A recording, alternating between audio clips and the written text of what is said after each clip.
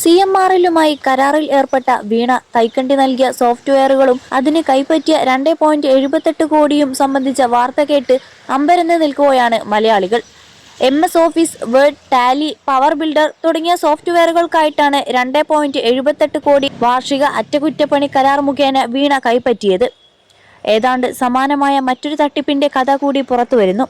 ക്ഷീരവികസന വകുപ്പിന് കീഴിൽ ക്ഷീരശ്രീ പോർട്ടൽ തയ്യാറാക്കിയതിന് 59,77,600 രൂപ ചെലവായി എന്ന വിവരമാണ് ഇപ്പോൾ പുറത്തുവരുന്നത്. അടൂർ കടമ്പനാട് നെല്ലിമുകൾ സ്വദേശി അരുൺ സുദർശനാണ് വിവരാവകാശം വഴി ഈ വിവരം പുറത്തു കൊണ്ടുവന്നിരിക്കുന്നത്. കഷ്ടിച്ച് 1.5 ലക്ഷം രൂപ പോലും ചെലവ് വരാത്ത പോർട്ടലിനാണ് 59.77 ലക്ഷം അനുവദിച്ചിരിക്കുന്നത്.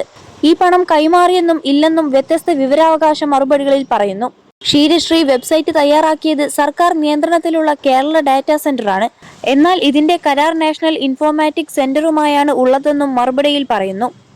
അതുപ്രകാരം എഗ്രിമെന്റ് പകർപ്പ് എടുത്തപ്പോൾ കേരള ഡാറ്റാ സെന്ററിനാണ് ഇതിന്റെ നിർമ്മാണ ചുമതല എന്ന് വ്യക്തമാകുന്നു.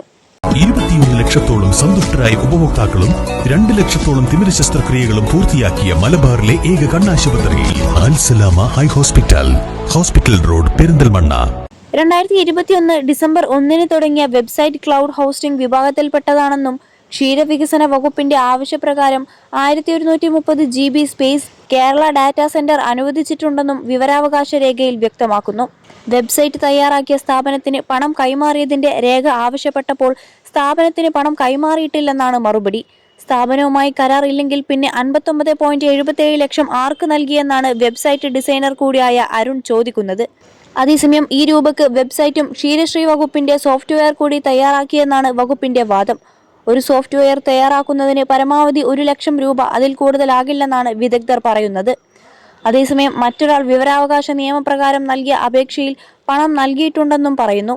വലിയ പകൽക്കൊള്ളയാണ് മുൻ സർക്കാരിന്റെ കാലത്ത് നടന്നതെന്നാണ് രേഖകളിൽ നിന്നും വ്യക്തമാക്കുന്നത്.